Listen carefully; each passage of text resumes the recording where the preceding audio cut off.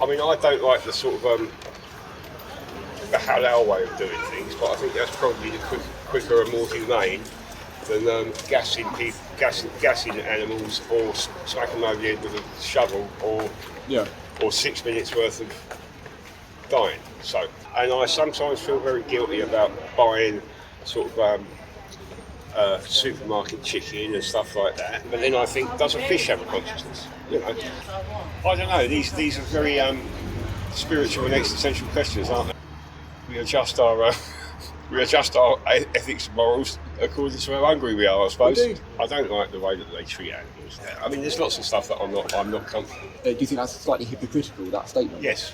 I also absolutely think that humans are very hypocritical. I don't think I'd find it too hard to give up. And I don't think I'd give it up on medical grounds, I'd probably give it up on ethical grounds. I mean, as far as I'm concerned, trees have a consciousness. So, you know, so maybe so does broccoli. I think trees scream and hurt. I read The Guardian, I go online and I know stuff.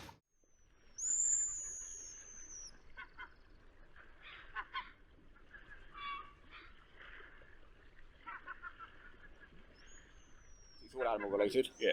So first statement is about chickens and turkeys. Right. Okay, so first one, so not all of them, some of them are part RSPCA, part not.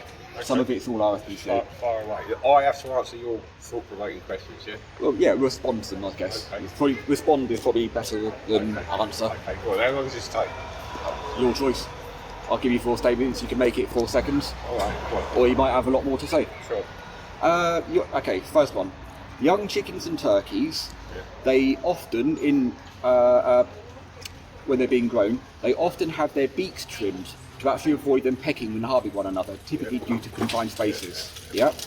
Now, the process does have the potential to cause significant pain and suffering, and although the RSPCA will actually openly admit they don't like that process, they actually claim they want to phase it out, they do still permit it as long as it's performed by a trained professional.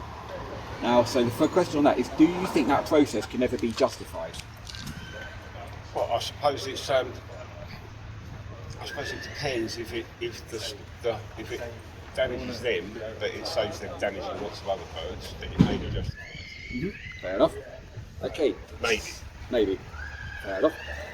Second one is, because they can't lay, I should say chickens. Chicks, not chickens, chicks. Because they can't lay eggs, on their first day of life, most male chicks are sorted out between males and females. Obviously the females, well, they're typically put on a conveyor belt and dropped into a massive macerator. Ground up alive. You've heard that before, yeah? Yeah, I have. I also happen to know that one of the most highly prized skills of the Chinese is a chicken sexer.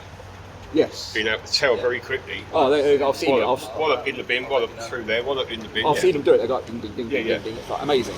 And they're highly prized individuals, the ones that can do it. Yeah. Go on. Now, that's generally. Yeah. However, most RSPCA approved chicks are actually gassed using argon. Right. So this is a process that takes no longer than 6 minutes for the chicks to suffocate to death. Right. Obviously, occasionally less. Do you think that's a better method? I don't know. It depends if they suffer more or not. 6 minutes to die or 30 seconds, I suppose. Yeah, so it's being ground up alive or suffocated to death. Depends, I suppose. I don't know which is better. It depends what the consciousness of the chicken is. Are they going to sleep quietly, or are they just zinked and done? That I actually can't tell you. Yeah, there you go. Okay, third one is male dairy calves. Right. Okay, now because they're actually useless to the industry, and it's a different breed to your beef cattle, this isn't RSPCA first of it, so the two most commonly used or most humane ways of disposing of unwanted calves is either to hit them over the head with a blunt instrument, typically a spade, or to bolt gun them in the head. That's the two most common ways of doing it, usually on their first day of life. Now, the RSPCA, they actually prefer farmers to use electrical stunning. Now, this reduces the ineffectiveness down from 14% down to to 10%. It means roughly out of the 9,500 calves that are put down each month, roughly only 950 aren't killed outright. What do you think of that process? I don't like either of them, to be honest. No? No. Could you think of a different one, or? Well, I'd rather not dispatch them. Yeah, I think a lot of people would prefer that too. The catch is space and money. That's all. Well, I understand that. It depends how you feel about your livestock and animals in general. Yeah. I mean, I know There are it may not be economically prescient to keep them, Yeah. but just to knock them on the head the first day. Well, I think it's to do with why It's just spend money on them it's first. economics, isn't it? Yeah. Okay. It's agricultural economics. Yes. So, Okay. I'd prefer them not to. I'd prefer them to go and send them to a little cattle, not heaven, but little Sanctuary or something. paradise sanctuary or something like that. Yeah. Although there'd be millions of them, I know that. Yeah.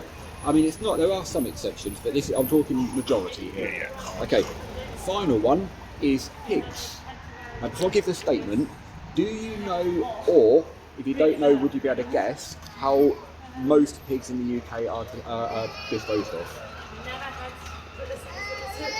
I mean, I couldn't guess. I'd imagine that they'd be slaughtered and used for meat. Yeah, but I mean, how would they be slaughtered as well? Do you know? Christ, I don't know how you kill a pig. No? Okay. So the RSPCA way of to kill pigs is to actually put them into CO2 gas chambers. Right. Now, Don't tell me that, I'm Jewish.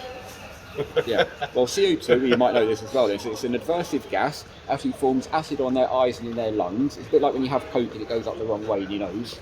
I said that wrong way, didn't I? When you have a can of Coke. Yep. Okay. Basically, it burns the pigs from the inside out.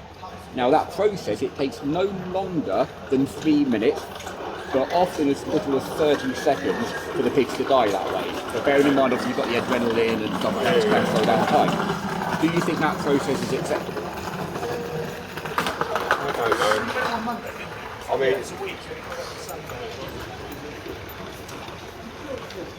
I mean, I don't like the sort of the halal way of doing things, but I think that's probably the quicker and more humane than gassing animals or smacking them over the head with a shovel or 6 minutes worth of dying. So I do know that. And like I say, I'm Jewish, so I don't know why I like halal, but So, as you can probably tell, they're all food-related animals. yeah. So, have you ever considered how your food gets onto your plate before? Is that Yes, something you've yes, thought about? many To be fair, times, you've many come across times, it. and I sometimes feel very guilty about buying sort of supermarket chicken and stuff like that, and I'd rather it was corn-fed and ran around in a field. Sure. Equally, I mean, I've considered going vegetarian at different points, or just pescatarian, but then I think, does a fish have a consciousness? You know, There's some interesting research on that recently, but that's... yeah, I honestly don't know.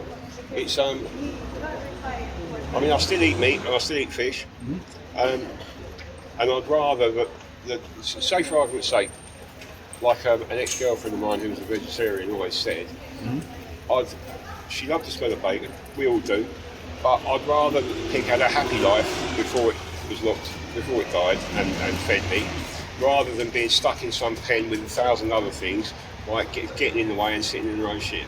I've heard, I completely get that point of view, but I have heard counter arguments about having the happy life first bit.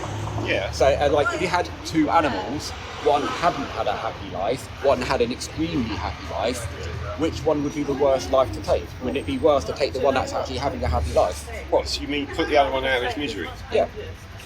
I don't know, these are very spiritual and existential questions, aren't they? Hence thought-provoking, that's the whole point of the whole thing. Yeah, I honestly, I haven't thought about. I mean, I'd rather the animal that fed me was healthy and had a reasonably decent existence. Yeah. I would rather not, like I say, when you go into a chicken shop and you've got these tiny little wings and tiny little drumsticks, the thing had just not gone through, got fattened up, and it wasn't a factory process. You know, I'd rather it had had some kind of existence. Have you got any idea of what age they are roughly at that? They're very young, aren't they? I think. Like 6 weeks. Yeah, something 6 like that. weeks.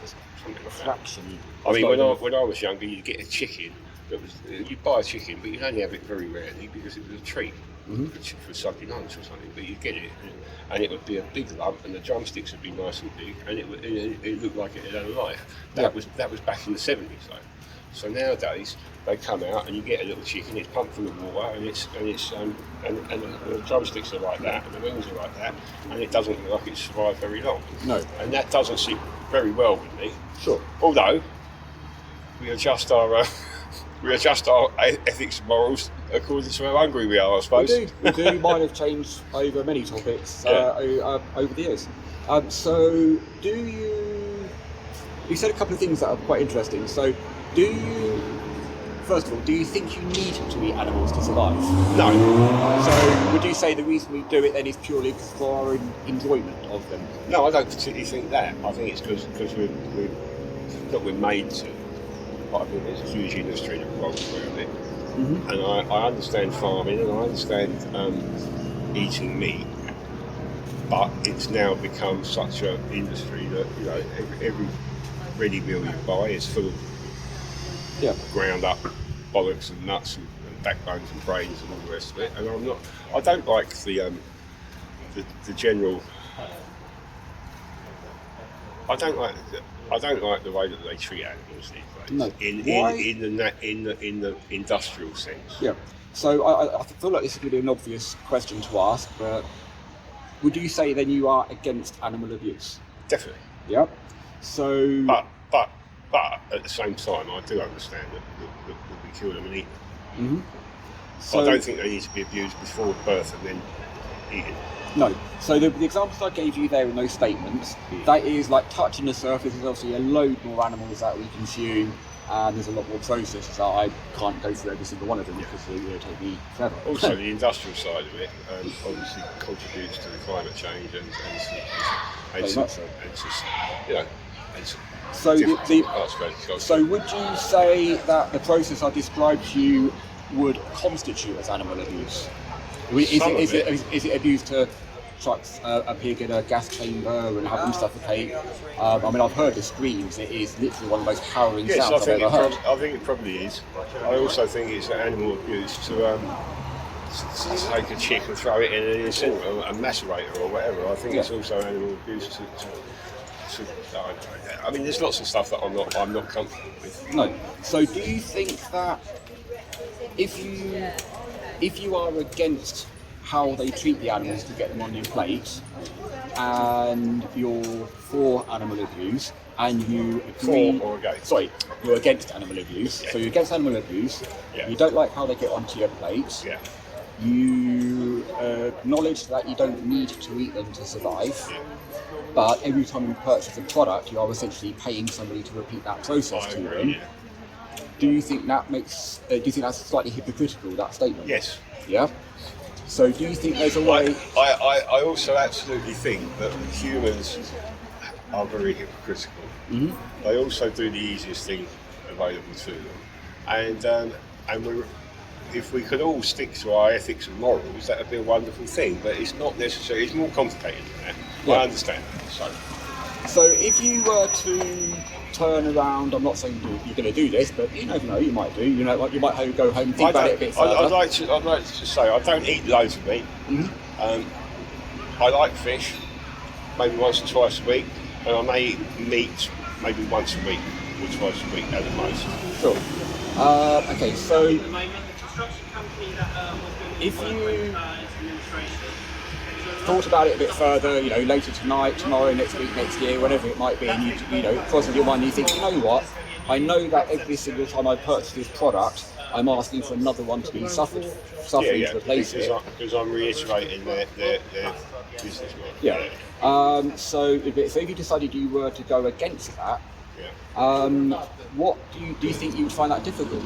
To actually just say, do you know what, I'm going to abstain from. No, I've thought about it a few times, and like I say, I've got friends, and had a girlfriend who was vegetarian, I think. Vegetarian zealot, and that sort of stuff. I don't think I'd find it too hard to give up. No? Okay. And I don't think I'd give it up on medical grounds. I'd probably give it up on ethical grounds. Sure. So that's the way I look at it. I haven't done it yet. I'm still wrestling with that. I may at some point have another wrestle and come to a decision that way. Yeah. But not yet. Not yet. Because I do like a steak and I do like a sea bass. And it's the same thing as does a fish have a conscience, you know, this, that, and the other, have consciousness. I'm sure they do, I'm sure every living thing does. They do. I mean, as far as I'm concerned, trees have a consciousness. So, you know, so maybe so does broccoli. Maybe. So I would categorically, so first of all, the fish. So there's actually really recently there's been a study on fish, and I don't know it in and out, but I can tell you the premise of it. Is that there's a chemical in their brain, and when they get scared, and there's a group of fish, that herd mentality kicks in, and every single fish will then get scared. Yeah. And it's exactly the same response that a human would have if somebody over there suddenly got really scared and started screaming. You'd be like, they absolutely do have a consciousness, and it's obviously not the same as what ours is, but they do have a subjective life. Yes. You know, a will to live, and whatever. Whereas, and they'll try and get away. Yeah. If you're trying to do something. Exactly. Whereas a tree, broccoli, things like that, they don't have a central nervous system. They do. Well, they don't have a brain. They have fungi. They do have fungi, but that's a different. It's called the Wood Wide Web. Yes, I've heard that. I'm sure you know about it. That one too. And they do talk to each other, and they do hurt, and they communicate. Well, this is mycelium. This isn't trees. No, but this is their way of communicating. Right? I don't know if you've read about that, but I've read a fair bit about it. So equally, I think trees scream and hurt. I don't think there's They anything... can't run away though. No, but I don't think there's anything similar to chopping a carrot in half to... No, a carrot's already gone, it's been plucked, it's done. But while it's in the ground... So you think, but would you say that putting a carrot out the ground is the same as slicing a animal's No, I throat? don't think it's the same. I don't think it's the same level of consciousness, but I'm sure I think they do, and I have read bits about this. So just to give you an idea, I know this is about animals and stuff like that. So to give you an idea of numbers, there are approximately 8 billion humans on the planet, if not more now, and there is approximately 80 billion land animals, if you talk to fish, you get in the trillions, that are put down every single year. It was on the Is it? Yeah, fair enough. If I gave you some resources, would you look them up? Possibly. Yeah, what?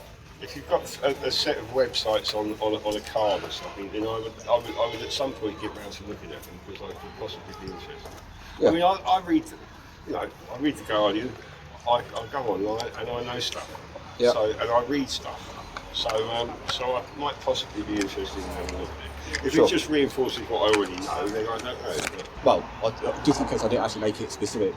So I'm vegan.